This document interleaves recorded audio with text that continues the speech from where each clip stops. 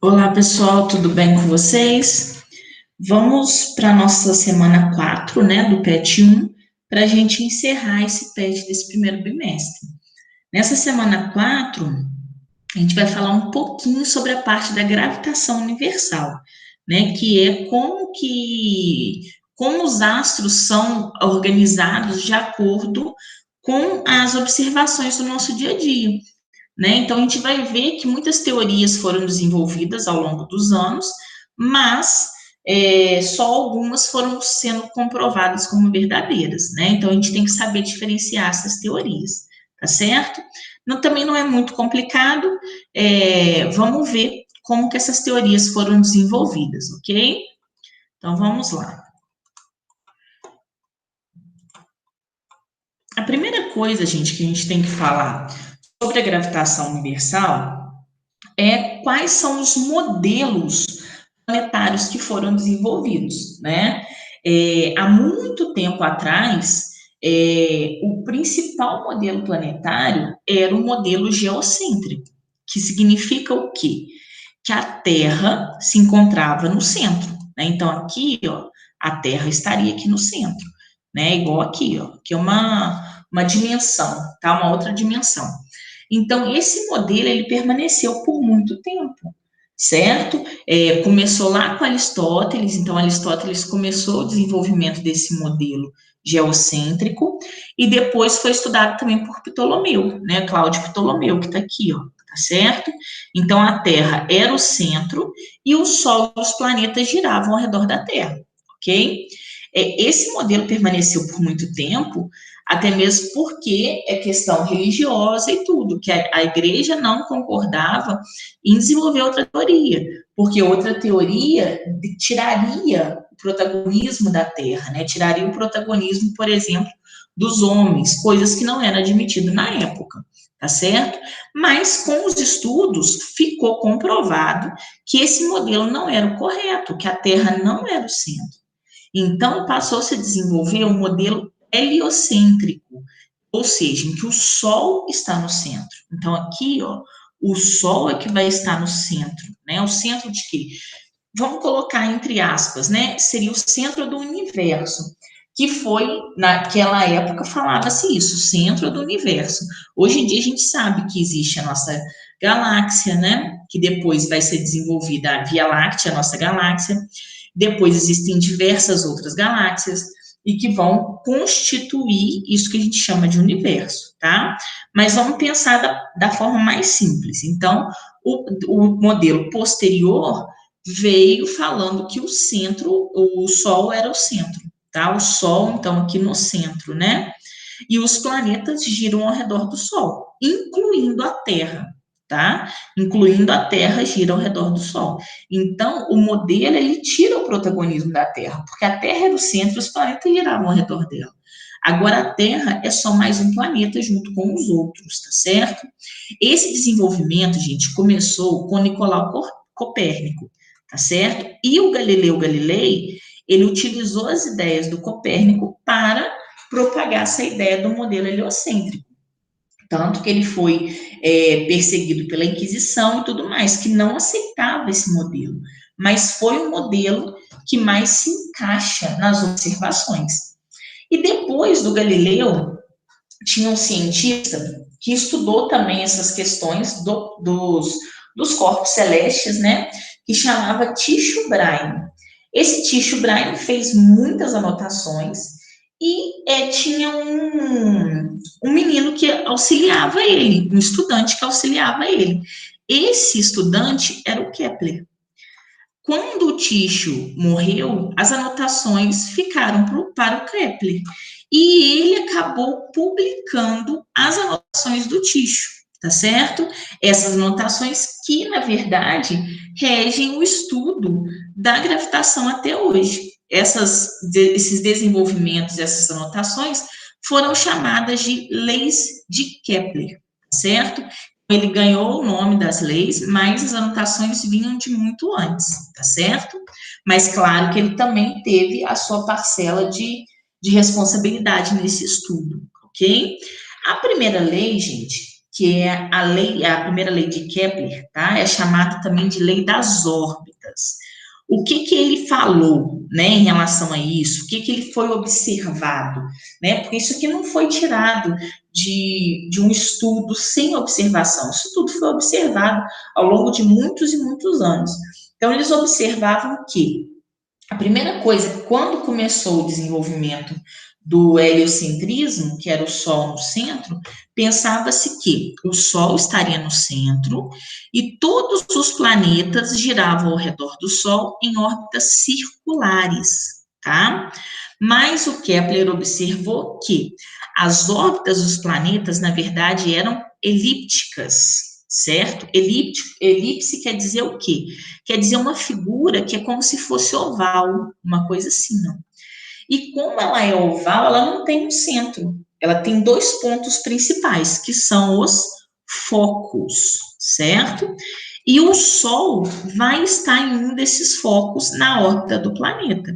Então, o Sol está aqui e o planeta está aqui, ó. Está girando ao redor do Sol na sua órbita elíptica, ok? É claro que, como o Sol está no centro, vai chegar um momento que ele vai estar mais próximo, o planeta vai estar mais próximo do Sol. Esse ponto mais próximo é chamado de periélio, tá? O ponto que o planeta está mais próximo ao Sol. E o ponto em que ele está mais afastado do Sol é chamado de afélio, ok?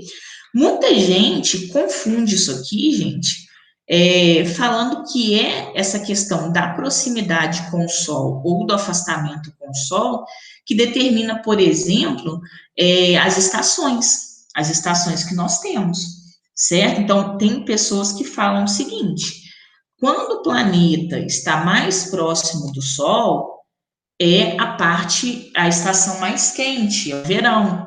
Quando o planeta está mais afastado do Sol, é a parte mais fria, é o inverno. Se a gente parar para pensar bem nessa teoria, uma das primeiras coisas que se descarta em relação a essa teoria é se o planeta, no planeta, né, seria verão quando ele estivesse mais próximo ao Sol, teria que ser verão nos dois hemisférios, né? E a gente sabe que não é isso que acontece. Quando eu tenho uma estação no hemisfério norte, eu tenho outra estação no hemisfério sul, certo? Por quê? A Terra, gente, na verdade, ela é inclinada, né? Então, essa questão das estações é dada muito mais em relação à inclinação da Terra, pela incidência dos raios, do que pela proximidade ao Sol, tá? Então, cuidado para não confundir isso. Essa proximidade que o planeta vai ter com o Sol não determina se vai estar mais quente no planeta ou mais frio, tá bom? Cuidado para não confundir. Então, essa é a primeira lei. A segunda lei, gente, vai dizer o seguinte, né? Vão se pegar dois pontos. Então, pegou esse ponto aqui, aí o planeta veio para cá e depois pegou esse ponto para cá. Quando fez isso, determinou-se áreas iguais. Então, falou que essa área 1 aqui, ó, era igual à área 2, tá? Então, nas observações do Kepler, essas áreas sempre apareciam de maneiras iguais. E aí, o que que ele falou, gente? Que essas áreas eram percorridas em tempos iguais. Então, por isso, ó, que o delta T1 é igual ao delta T2. Então, essa área 1 vai ser percorrida no mesmo tempo que essa área 2. Só que se a gente analisar essas áreas, o que que vai acontecer?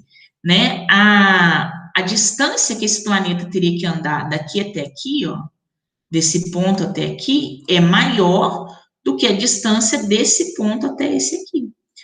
Então, como o tempo tem que ser igual, então vamos parar para pensar aqui, ó. A gente sabe que velocidade é delta S sobre delta T, ok? O tempo vai ser igual, então a gente não vai falar sobre o tempo. Se o tempo vai ser igual, gente, onde tiver maior distância, eu tenho que ter maior velocidade, né? São grandezas diretamente proporcionais, tá certo? Então, a maior distância está aqui, ó, no periélio. Então, a gente vai dizer que o planeta, ele tem maior velocidade no periélio. Isso aqui é uma das coisas mais importantes da segunda lei, tá certo? Que é chamada lei das áreas. Então, vai dizer que a velocidade do planeta é maior no periélio do que no afélio, tá? A velocidade no periélio, que é o ponto mais próximo ao Sol, é maior que a velocidade no ponto mais afastado, que é o afélio. Então, essa é a consequência principal dessa segunda lei de Kepler, beleza? E a terceira lei, que é também chamada lei dos períodos, vai dizer o seguinte: em diversas observações, né, do Tycho e depois do próprio Kepler, o que foi observado? Que o quadrado dos períodos de revolução dos planetas, dividido pelo cubo dos raios das órbitas, era sempre uma constante. Então, por exemplo, eu poderia dizer que essa razão aqui, para o planeta A, é igual a essa razão para o planeta B, que é igual a essa razão para a Terra, que é igual a essa razão para a Lua. Então, existe esse número que é sempre muito parecido. Então, se falou que o período ao quadrado, dividido pelo raio ao cubo, era sempre um valor constante. Por isso, eu posso igualar A com B. Esse período, gente, o período de translação do planeta é o que a gente chama de ano, né? É o tempo que o planeta vai levar para dar uma volta completa ao redor do Sol. Isso a gente chama de ano, tá? E esse raio é justamente essa distância aqui, ó. Beleza? A órbita da Terra é quase circular. Ela não é tão elíptica, porque a Terra não é tão afastada do Sol. Agora, outros planetas já têm uma órbita mais elíptica, porque estão mais afastados. Né? Igual nesse caso aqui, está dizendo que o período do A é menor que o período do B. Claro, porque o planeta A está mais próximo ao Sol do que o planeta B. Então, ele vai levar menos tempo para dar uma volta ao redor do Sol, tá certo? Então, se a gente tiver que fazer continha com período e raio, a gente tem que utilizar essa expressãozinha aqui, ó. T ao quadrado sobre R ao cubo, tá bom? A próxima parte, gente, mas basicamente o que a gente vai utilizar aqui é essa fórmula, tá? Que é a chamada lei da gravitação universal, que foi desenvolvida por Newton. Né? O que Newton observou? Né? Não diz a lenda que ele estava sentado embaixo da macieira e a maçã caiu, ele teve aquele estalo. Por que a maçã cai? Né? Essa é a pergunta principal que tem que ser respondida. A maçã cai porque existe uma força de atração gravitacional que os corpos que têm massa exercem sobre outros corpos. Ou seja, a Terra, que tem uma massa muito, muito grande, vai exercer essa força em todos os corpos que estão aqui próximos à superfície dela, né? Então, a maçã caiu aqui, por quê? Porque a Terra puxa essa maçã para o seu centro, através dessa força que é chamada de força gravitacional, ou força da gravidade, né? Todo planeta tem essa força. Por quê? Porque todo planeta tem massa. Então, quer dizer que todo corpo que tem massa produz essa força? Mais ou menos. Porque essas massas têm que ser consideráveis, né? Não é qualquer massa que produz essa força gravitacional. Tem que ser uma massa muito, muito, muito elevada. Massa de corpos celestes, por exemplo, tá? Então, vamos imaginar aqui que eu tenho dois planetas. Vamos colocar o planeta 1 com massa mzão e o planeta 2 com massa mzinho, certo? E eu vou calcular a distância entre eles, e a distância entre eles, a gente sempre calcula essa distância, gente, de centro a centro, tá? Então, a distância entre eles a gente chamou de D. Todo planeta, então, que tem essa massa, vai produzir essa força de atração. Então, esse planeta 1 produz a força no planeta 2, aqui, ó, tá puxando o planeta 2, assim também como o planeta 2, mesmo que ele tenha menor massa que o 1, ele também puxa o planeta 1, tá? Então, a força de atração é isso, é fazer com que a gente tenha uma atração entre os corpos, tá certo? E aí, o Newton desenvolveu essa fórmula, que é a chamada de lei da gravitação universal.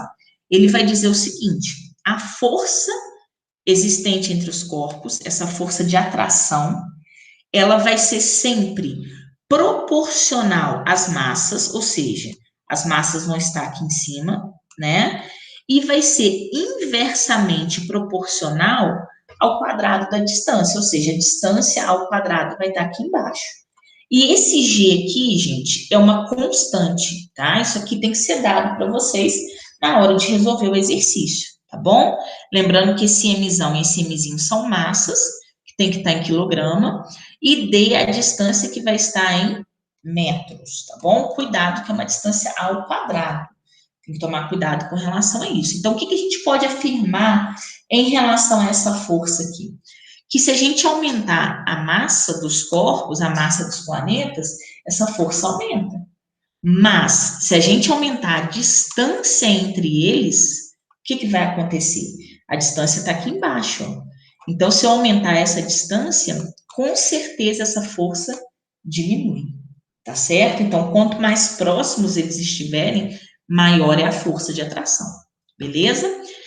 E a última parte, gente, fala sobre os satélites, quando eles estão em órbita ao redor, aqui no caso pegou um planeta qualquer, mas pode ser a Terra, por exemplo, né? Um satélite em órbita ao redor da Terra, ok? O que vai acontecer? Claro que a Terra vai estar atraindo esse satélite para o centro dela. Mas por que então que esse satélite não cai, né, na Terra? Por que ele fica em órbita? Existem diversas leis físicas utilizadas nesse processo, mas uma delas é relacionada a corpos que se movimentam de forma circular. Existe uma coisa chamada força centrípeta, que é a força que age quando os corpos percorrem um círculo. Essa força centrípeta, gente, vai ser igualada à força da gravidade, tá? Isso que vocês precisam saber apenas, que a força centrípeta vai ser igualada à força da gravidade. Então, o que vai acontecer? Eu vou pegar essas duas fórmulas e vou igualar, beleza? Quando eu faço isso, gente, presta atenção que isso vai ser importante. Olha esse Mzinho aqui, ó. Mzinho que é a massa do satélite. Esse Mzinho eu posso cortar, certo? E aí eu abro aqui a fórmula e descubro que a velocidade do satélite é exatamente essa fórmula aqui, ó. Raiz de G, que é a nossa constante, vezes Mzão, que é a massa do planeta, dividido pelo raio, ou seja, essa distância, né, entre o planeta e o satélite, tá certo? Então, essa é a relação existente entre a velocidade do satélite ao redor, né, na sua órbita ao redor do planeta, e o raio, por exemplo, a massa. Tem um exercício no PET, eu não fiz aqui, é a tarefa de vocês, que vai falar exatamente disso. Ele fala o seguinte: se eu aumentar a massa do satélite, aumentando a massa do satélite, vai alterar o raio da órbita?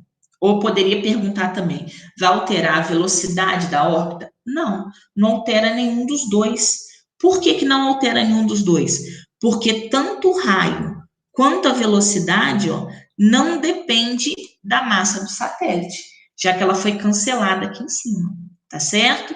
Então, presta atenção na hora de responder essa questão, beleza? O que vocês precisam saber aqui é essa formulazinha da velocidade, tá? E saber que o satélite não cai na Terra porque existe essa força chamada de força centrípeta, tá bom? Depois a gente vai estudar isso com mais propriedade, ok? E aí a gente vai para as atividades. As atividades estão na página 74, 75 e 76 do PET, certo? Eu fiz para vocês o número 2 e o número 3. Vocês vão fazer o 1, o 4 e o 5, tá bom? Vamos ver o que está dizendo o número 2. Um planeta gravita em torno do Sol, descrevendo a órbita mostrada na figura. Os pontos A, B, C e D são tais que os percursos AB, então esse pedaço aqui, ó, AB, e CD, que é esse outro pedacinho aqui, ó, eles têm mesma extensão, ou seja, eles têm o mesmo tamanho, certo? E eles são percorridos nos intervalos de tempo TAB, certo? Esse pedacinho aqui é TAB e esse pedacinho aqui é TCD, certo? O que se pode afirmar sobre os valores desses intervalos de tempo? Justifique citando a lei ou o princípio que explicam a resposta. Eu até esqueci de colocar aqui, né? Mas o que vai reger esse número 2, até você pode complementar essa resposta, que vai ser a segunda lei de Kepler, tá? Que é a lei das áreas, beleza? O que que acontece nesse caso, gente? Se, vamos para a formulazinha da velocidade, ó. Formulazinha da velocidade nos diz o seguinte: V igual a delta S sobre delta T. Se esse delta S aqui, ele representa distâncias iguais, quer dizer, então, que V e delta T, que está um em cima e um embaixo, são inversamente proporcionais. Ou seja, se um aumenta, o outro diminui. Então, o V aqui aumentou, enquanto o delta T estaria diminuindo, certo? E aí a gente vai para a nossa relação. No periélio, a velocidade é sempre maior. Lembra da relação? No periélio, a velocidade é sempre maior. Então, se no periélio a velocidade é maior, quer dizer que quando passar pelo periélio, que é o deslocamento CD, o tempo vai ser menor, certo? E quando passar no afélio, que a velocidade vai ser menor, o tempo vai ser maior. Então, é o que eu coloquei aqui, como velocidade e tempo são inversamente proporcionais, onde existe maior velocidade, temos menor tempo. Assim, o tempo CD é menor do que o tempo AB. Ou você poderia colocar o contrário, né? Você poderia colocar que o tempo AB, o tempo para fazer o percurso AB é maior do que o tempo CD. Qualquer uma das duas respostas é válida, tá certo? Aí você pode colocar baseado na segunda lei de Kepler. Ok, gente? Então, essa relação da velocidade é muito importante, tá? Sempre mais próximo no periélio a velocidade maior, então vai levar um tempo menor, né? E no outro caso, onde a velocidade é menor, vai levar um tempo maior, ok? Número 3, que vai trabalhar com a lei da gravitação universal, que é essa formulazinha aqui, né? F é igual a G, Mzão, Mzinho, sobre D quadrado. Aí eu coloquei até uma legenda aqui para ficar mais fácil para a gente. Eu chamei de Mzão a massa do Sol e chamei de Mzinho a massa da Terra, tá? Só para não confundir isso. E aí que falo, a força de atração do Sol sobre a Terra vale 4 vezes 10 elevado a 22 newtons. Então, esse aqui já é o nosso valor. Diga qual seria o valor dessa força, supondo que. Então, a massa da Terra, que é o nosso Mzinho, vai agora valer 3 vezes mais. Então, a massa da Terra agora vai ser 3 Mzinho, certo? Então, presta atenção, ó. A força é a nossa fórmula, e isso tudo é igual a 4 vezes 10 elevado a 22. Agora, eu vou colocar um F', que é uma nova força. Então, tá aqui, F' igual a constante, Mzão, que é a massa do Sol, não mudou, mas a massa da Terra passou a ser 3m, ó. Então, eu coloquei 3m aqui. É tudo multiplicação. A distância também não alterou, então, eu vou repetir o D embaixo. Esse 3, eu vou passar ele aqui para frente, ó. Então, ficou 3 vezes isso tudo aqui, ó.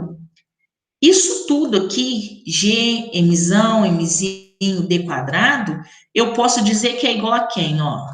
Que é igual a esse valor aqui da frente, ó. Né? Porque G, Mzão, Mzinho sobre D quadrado é igual a 4 vezes 10 elevado a 22. Então, eu vou colocar aqui, ó, 3 vezes 4 vezes 10 elevado a 22. Então, é só a gente multiplicar. Repete a potência, né? 3 vezes 4, 12. 12 vezes 10 elevado a 22 newtons, tá certo?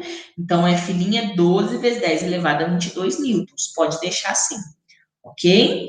Então, é isso. Você vai fazendo alterações nos valores que estão sendo pedidos aqui. Na letra B, está pedindo como que seria a força, né? Sabendo que a massa do Sol é 2 vezes menor. Então, a massa do Sol era Mzão. Agora vai passar a ser Mzão dividido por 2, vai ser 2 vezes menor. Então, mesma coisa, eu coloquei F', o G da nossa constante, no lugar do Mzão, eu coloquei Mzão sobre 2. Vezes Mzinho, a distância permanece a mesma. Esse 2 aqui de baixo, gente, ele divide a expressão toda, né? Então, ele pode vir para cá, ó. Certo? E aí, a gente vai fazer a mesma coisa. Esse G, Mzão, Mzinho sobre D quadrado, eu vou chamar de quem, ó? 4 vezes 10 elevado a 22. E aí, vai sobrar esse 2 aqui de baixo, tá certo? Vou colocar esse 2 aqui. Então, 4 dividido por 2 vai ficar 2 vezes 10 elevado a 22 newtons, tá? É só dividir. Também é a mesma coisa de cima, tá? Você divide e repete a potência. Agora, na letra C, quer saber quanto que vai ser a força se a distância entre a Terra e o Sol fosse 2 vezes maior. Então, a distância entre a Terra e o Sol, nós chamamos primeiro de D. Agora, essa distância vai valer 2D, certo? E lembrando que essa distância tem que ser ao quadrado. Então, na hora de calcular o F' vai ficar o Gzão, Mzão, Mzinho, dividido por 2D ao quadrado. Então, vai ficar G, Mzão, Mzinho, dividido por 4D quadrado, porque eu tenho que levar o 2 ao quadrado, né? 2 ao quadrado é 4. E aí, o que vai acontecer, gente? A mesma coisa, eu vou pegar isso tudo aqui, ó, e vou substituir pelo valor aqui de cima, que é o 4 vezes 10 elevado a 22. Então, vai ficar 4 vezes 10 elevado a 22, dividido por 4, certo? Que vai dar 1 vezes 10 elevado a 22 newtons, certo? Esses são os valores das forças. Então, é um exercício de cálculo, mas que não envolve muita conta, né? Envolve mais o raciocínio. Sempre lembrando que, se as massas aumentam, a força aumenta. Se a massa diminui, a força diminui. Se a distância aumenta, a força diminui. Tá certo? Foi o que a gente viu nesse número 3, ok? E aí, agora vocês vão fazer o número 1, o número 4 e o número 5. E aí, a gente encerra esse PET volume 1, certo? Na nossa próxima semana, nós vamos ter uma provinha com a matéria desse PET, né, relativa a esse PET volume 1, às 4 semanas, mas antes de liberar a prova, que se eu não me engano é quinta ou sexta, eu vou liberar para vocês uma aulinha com a revisão, tá? Essa aulinha vai contar como material complementar, mas não vai ter atividade.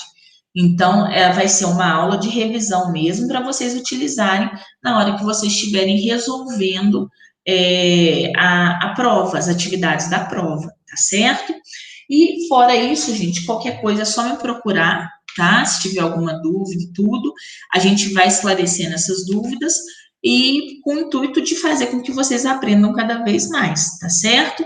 Eu vou dando as instruções ao longo da semana e até a semana que vem, quando vai ser a nossa provinha, tá bom?